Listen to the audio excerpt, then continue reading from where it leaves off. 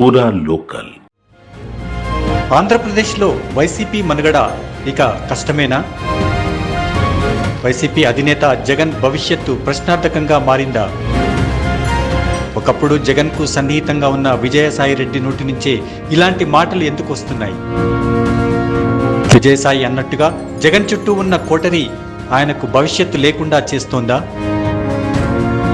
YCP వ్యవస్థాపక దినం జరుపుకుంటున్న సమయంలోనే విజయసాయి ఈ వ్యాఖ్యలు చేయడం విశేషం. ఇంతకీ జగన్ చుట్టూ ఉన్న ఆ కోటరీ ఎవరు? జగన్ చుట్టూ అంతగా ప్రభావం చూపిస్తున్న ఆ నేతలు ఎవరు అన్నది ఆసక్తికరంగా మారింది. అసలు జగన్ కోటరీ అంటే నిజానికి ఒకప్పుడు విజయసాయి పేరే వినిపించేది. పార్టీ పెట్టినప్పటి నుంచి జగన్కు అన్ని విధాలుగా వెన్నంటి ఉన్నది విజయసాయి మాత్రమే. కుటుంబ వ్యాపార లావాదేవీల నుంచి పార్టీ వ్యవహారాల వరకు అంతా ఆయనే చూసుకున్నారంటే ఆశ్చర్యం లేదు.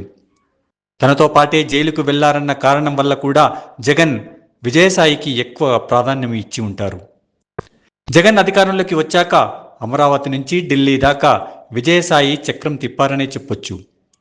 అయితే జగన్ కోటరీలోకి మరికొందరు ప్రవేశించడంతోనే అసలు సమస్య మొదలైంది.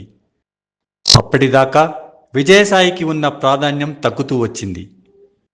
ఈ కోటరీలోకి వచ్చిన వారిలో జగన్ చిన్నాన్న వైవి సుబ్బారెడ్డి కీలకంగా మారారని చెప్పొచ్చు. జగన్ బంధువు కావడం వల్ల సహజంగానే ఆయనకు ప్రాధాన్యం లభించింది. ఆయన మాటకు విలువ పెరిగింది. వైవిని రాజ్యసభకు పంపడమే కాకుండా పార్లమెంటరీ పార్టీ నేతగా కూడా నియమించారు. ఇదే విజయసాయికి మింగుడు పడని అంశం. దాంతోనే కోటరీ నుంచి విజయసాయి బయటికి వచ్చారని చెప్పొచ్చు. ఇక జగన్ కోటరీలోకి వచ్చిన నేతగా సజ్జల రామకృష్ణారెడ్డిని చెప్పుకోవచ్చు. జర్నలిస్టు నుంచి పార్టీలోకి వచ్చిన సజ్జల తక్కువ సమయంలోనే జగన్కు సన్నిహితుడిగా పేరు తెచ్చుకున్నారు. ఓ దశలో జగన్ వాయిసే సజ్జల వినిపిస్తారన్న ప్రచారమూ జరిగింది. జగన్ అపాయింట్మెంట్ కావాలంటే ముందుగా సజ్జలను ప్రసన్నం చేసుకోవాల్సి వచ్చేదంటారు. గత ఎన్నికల సమయంలో చాలామంది టికెట్ల కోసం సజ్జల చుట్టూ తిరగాల్సి వచ్చింది. ఇక జగన్ కోటరీలో ఉన్న మరో కీలక నేత పెద్దిరెడ్డి మిథున్ రెడ్డి. లోక్సభలో పార్టీ నేతగా ఉన్న మిథున్ అధికారంలో ఉన్న సమయంలోనూ ఇప్పుడు చక్రం తిప్పుతూనే ఉన్నారు. పెద్దిరెడ్డి కుటుంబం రాజకీయంగా పవర్ఫుల్ కావడంతో జగన్ ఆయనకు ప్రాధాన్యం ఇస్తూనే ఉన్నారు. ఇక కోటరీలో కొత్తగా చేరిన చెవిరెడ్డి భాస్కర్ రెడ్డి తక్కువ సమయంలోనే జగన్కు సన్నిహితంగా మారిపోయారు. ఎక్కడో చంద్రగిరిలో రాజకీయం చేసుకునే చెవిరెడ్డి గత ఎన్నికల్లో ఒంగోలు నుంచి ఎంపీగా పోటీ చేశారంటేనే జగన్కు ఆయన ఎలా దగ్గరయ్యారో అర్థమవుతుంది.